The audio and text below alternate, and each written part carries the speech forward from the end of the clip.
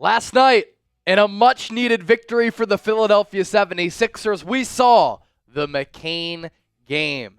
Jared McCain dropping a career high in points and really helping to lift this Philadelphia 76ers team that was down in the dumps, and they needed to get back in the win column. Overtime dub for the Sixers, and we're talking about all of that here on today's Philadelphia 76ers. Now, first, programming reminder, we will be live right here on the channel for Sixers Knicks on Tuesday night.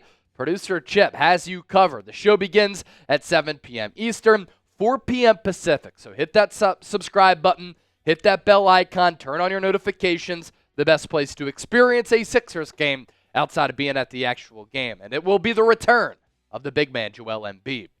How about Jared McCain last night? That was a lot of fun.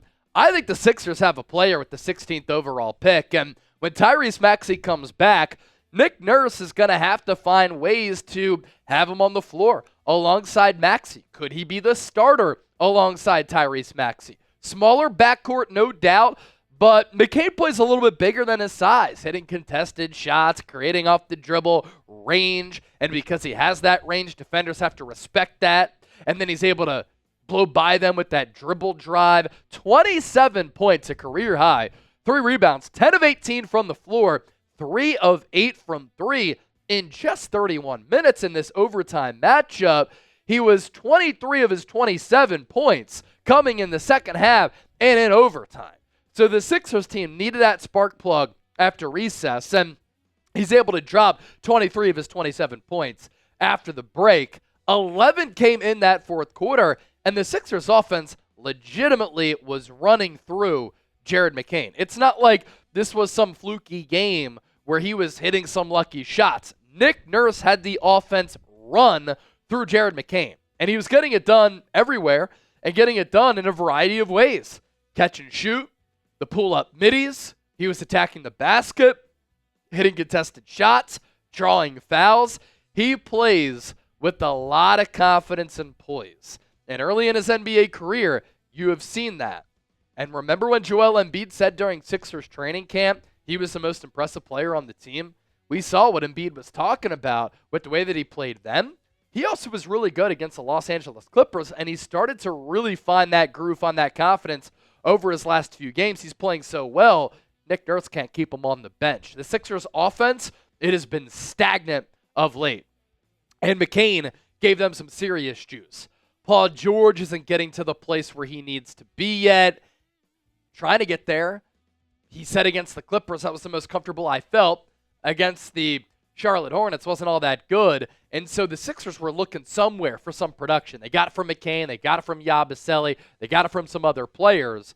But that was that juice and the injection of juice that they so needed.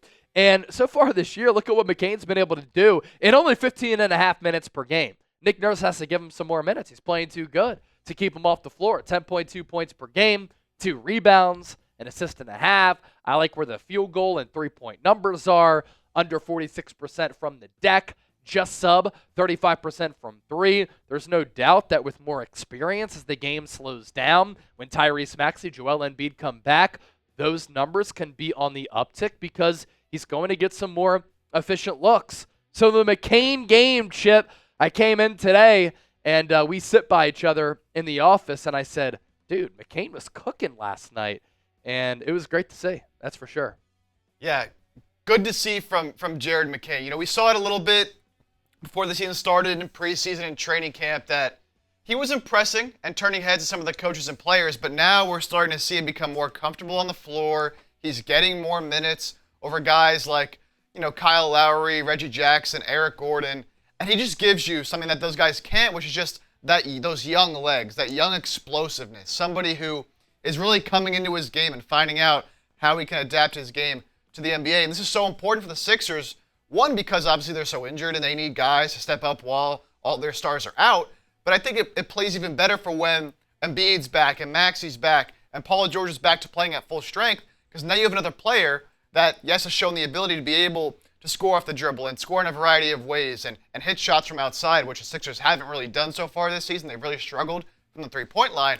But his game, I feel like, fits so well as another ball handler next to Maxey and around someone like Joel Embiid, where once he's back, on Tuesday, like, you're going to start to see some of that gravity Embiid possesses. McCain's going to get even more open looks, and the offense as a whole will open up.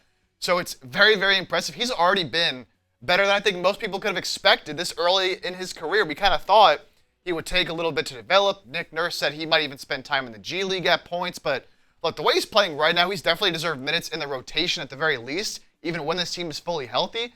And I think, as Chase mentioned, there's an argument to be had for him to be a starter already next to Tyrese Maxey, because even though he is small, we've seen what he's done offensively. Defense was a concern, but he had a couple big defensive plays in this game, especially late against LaMelo Ball, forcing a shot clock violation, matched up one-on-one against him on an island late in overtime. So I love what I've seen from him. It's been a great, great surprise, and something Sixers fans should be very excited about moving forward. Make a good point, too. He gives this team simply something that Eric Gordon does not, Reggie Jackson does not, Kyle Lowry does not. And that ability there, which is so diverse and vast and youthful as compared to those players like Reggie Jackson against the Clippers.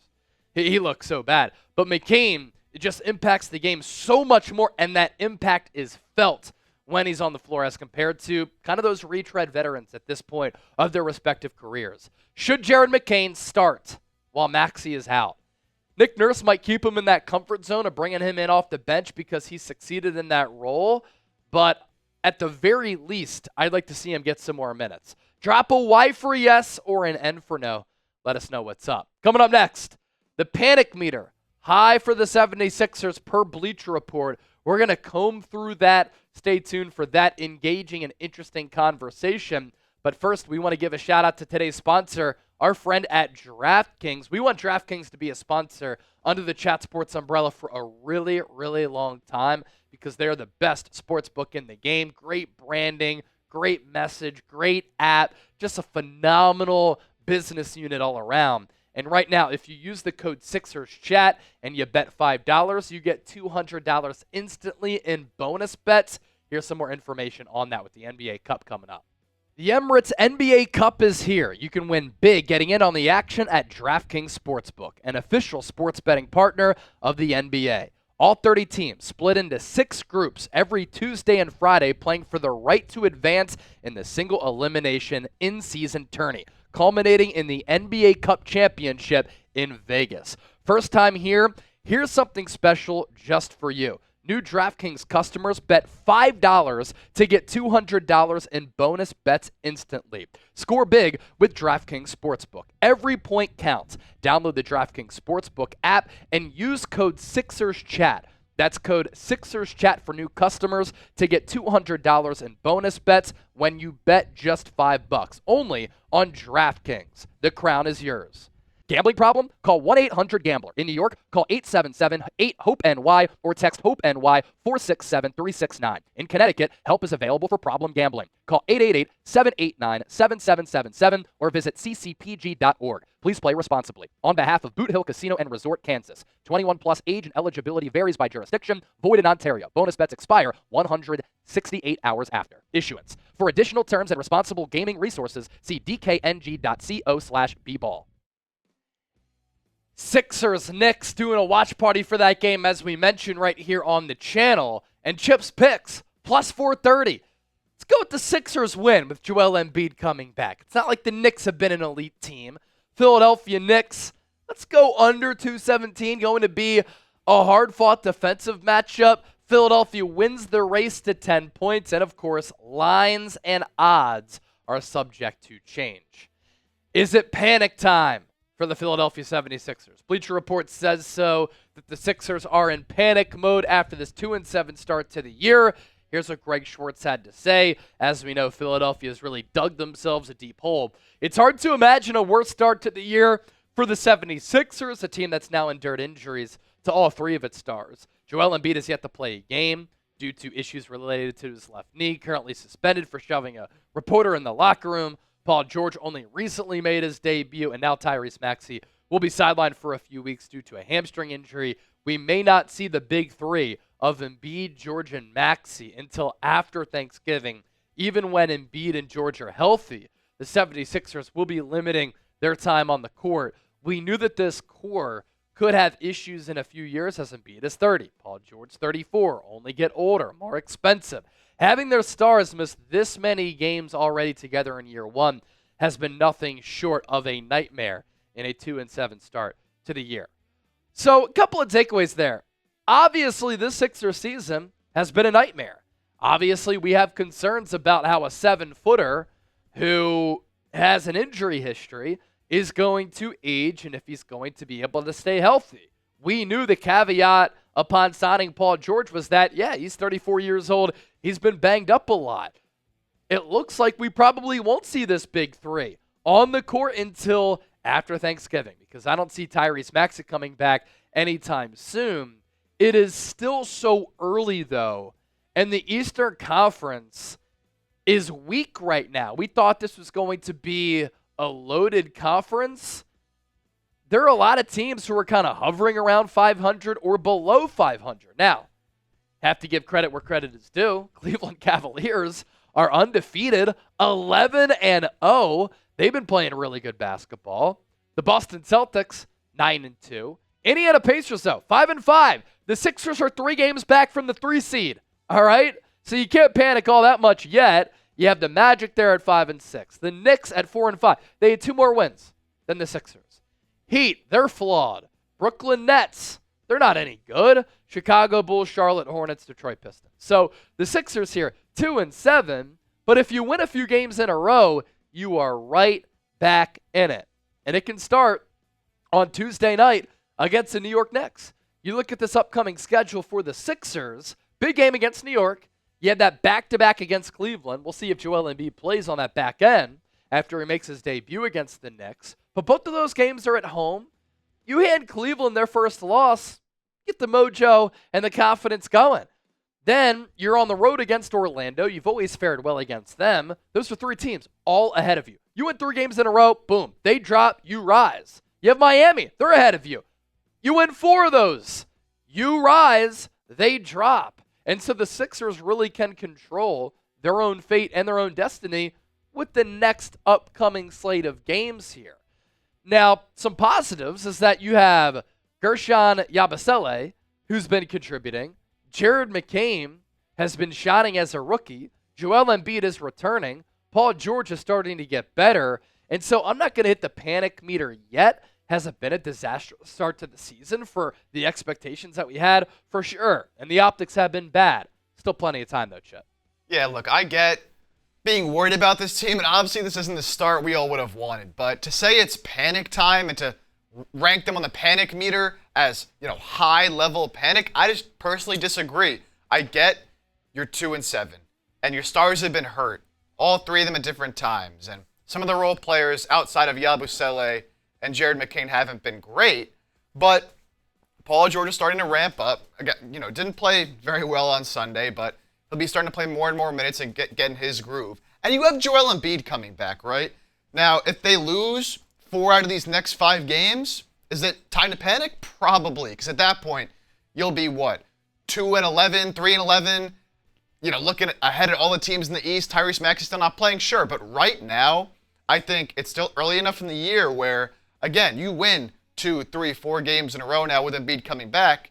I mean, this team in this season can look totally different, and all of a sudden you go from saying, this season is over, this team is not any good, we wasted the money, all these injuries, old players, whatever. All of a sudden you're like, okay, I see another formula for why this team can get better, especially because you just saw Jared McCain have a great game. You've seen Yabusele have a few great games in a row.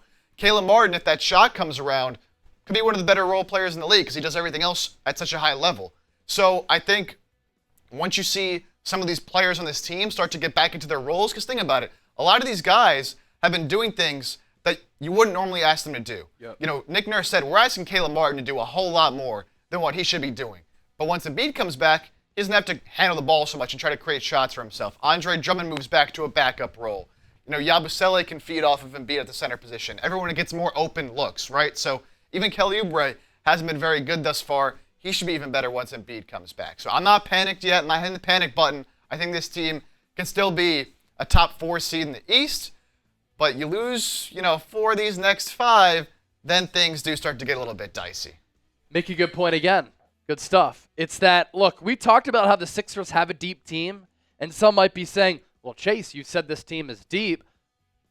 That depth should allow them to win games. Yeah, but they're playing in roles that aren't their designated roles. And so it's like a player playing out of position. They're playing out of their own roles right now and being asked to do a lot more than what they're capable of doing. But when they are at full strength and those other players fall into their roles, that's when we'll see the fullest potential of this team, hopefully. What is your level of panic for the Sixers? Bleacher Report says hi. Myself and Chip, we're saying relax, chill. Scale at 1 to 10. It's still early. Don't forget to give us a follow on our Instagram page, 76ers Now IG. Check us out over there as well.